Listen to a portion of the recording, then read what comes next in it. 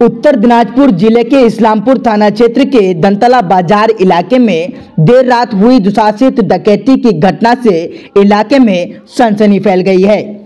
रात में सूचना मिलने पर इस्लामपुर थाना पुलिस मौके पर पहुंची। मालूम हो कि यह दुशासित घटना इस्लामपुर थाना क्षेत्र के दंतला बाजार निवासी जगदीश मोदक नामक व्यवसाय के घर में घटित हुई है। इस घटना से काफी सनसनी और दहशत का मामला प्रतीत आ रहा है।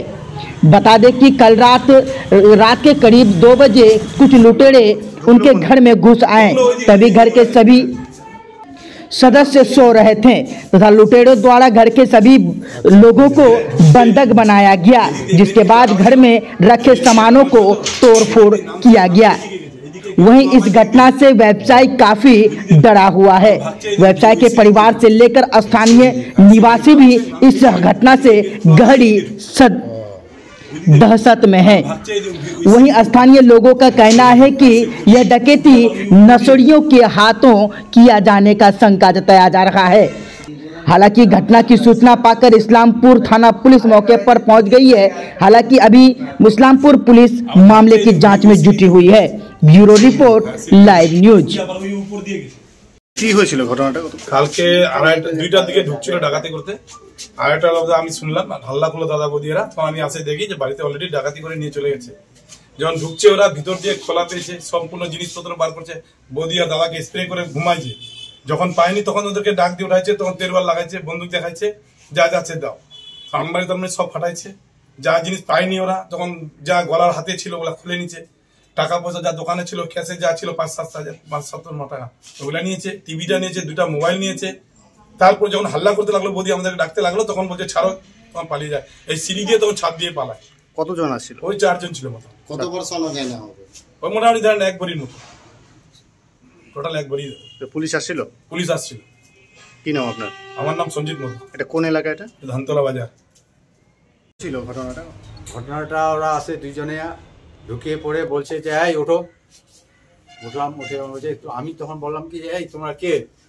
তখন তো বলে জানতে হবে না, তুমি চাবিগুলো দাও। চাবি চাচ্ছে, মানে চাবি আমার কথায়। তা আমার কাছে যে চাবি ছিল ওই চাবি ধরাই দিলাম, ধর এই চাবি নেই। বলে এই চাবি না, চাবি দে। এই বলতে বলতে বলতে বলছে কি তুই আমাকে কাজ কর, টাকা যখন নাই তুই আমার ইয়ে কর, মানে 200 টাকা আমাকে দে, আমাকে যাত্রা ইয়ে হবে। তখন ঠিক আছে, তোকে 200 টাকা কি 500 টাকা নিয়ে নি। তো ওকে বের করে দিয়ে ব্যাগ ছেড়ে নিল। 700 টাকা 700-800 টাকার মতো ব্যাগে ছিল, ওই ব্যাগ থেকে টাকাগুলো সব নিয়ে নিল। নিয়ে আবার বলতেছে ওর মেয়েকে ধর, ওর মেয়েকে ধর, তাহলে ওর দিবে চাবিটা। তখন মেয়েকে তো ইয়ে লাগায়, ওই চাকু দেখায় মেয়েকে, বলছে কি যে বল, নাহলে তোর মেয়েকে মেরে ফেলবো। তখন আমি একটু সিলিন্ডার হয়ে গেলাম যে দেখো আমার কাছে চাবি নাই, চাবি আমার কাছে থাকলে আর যা আছে তুমি যা কিছু নেওয়ার নিয়ে নাও। আমার বউ বললো কি যে আমার কাছে চাবি নাই, চাবি তো তোমাদের 2জনের কাছে আছে, তুমি চাবি দাও।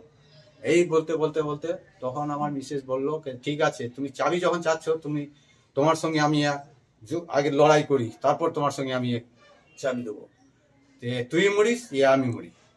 ব্যাস এই কথা যখন বলতে লাগলো, তখন ধরবো, তখন এই দিক দিয়ে ওরা পালিয়ে। কতজন ছিল ওরা? চাবি যখন চেয়েছে আমাদের দোকানে সব এক জায়গায় ছিল, আমি ওই চাবিগুলোই ওকে আলমারি চাবি বলে দিতে চাচ্ছিলাম। ব্রেন্ডে তখন আমার ওটাই আসলো, বলে চাবি খুলে আমি এই গেটটা যেই খুলেছি ও আমাকে ধাক্কা মারলো, মাথার মধ্যে আমাকে গেটে এরকম করে লাগলো। লাগার পরেও আমি কিছু মনে করিনি, চাবি টাবিনি, তাও আমি গেটটা খুলেছি। খুলে ওই গেটের কাছে যখন চিল্লাতে গেছি, তখন এদেরকে বাপ বেটিকে ছেড়ে দিয়েছে। তার আগে আমি জানতাম যে বাপ বেটি শেষ, ওরা যখন শেষ হয়ে গেলো আমি তোকে ছাড়বো না, ওদেরকে শেষ করে তোকে ছাড়বো না, আমি এই কথাটা লাস্ট বলেছি। কতজন ছিল? 2জন ছিল, বাইরে অনেক কজন ছিল। পুলিশ আসছিল? হ্যাঁ পুলিশ আসছিল। কি কি নিয়ে গেছে?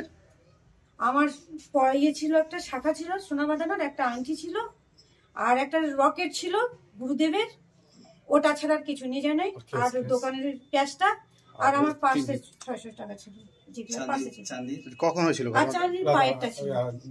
মন্দিরের কখন হয়েছিল? রাত 2টা সময়।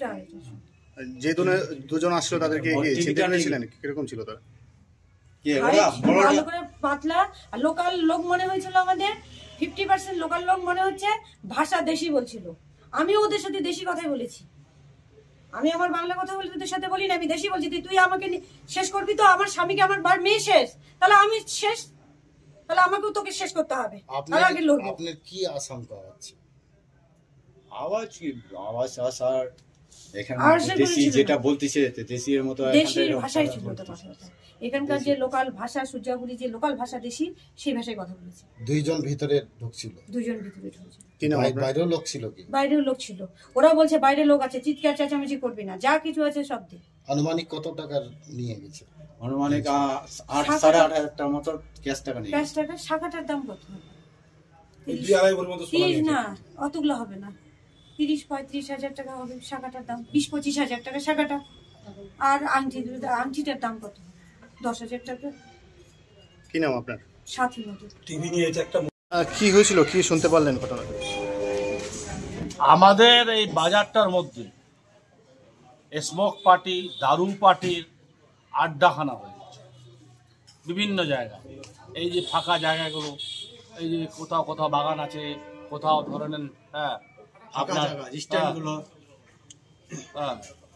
বিভিন্ন রকম ফাঁকা জায়গা আছে, কোথাও বাগান আছে, কোথাও স্কুলের আছে, দোকানগুলোর সেটগুলো আছে।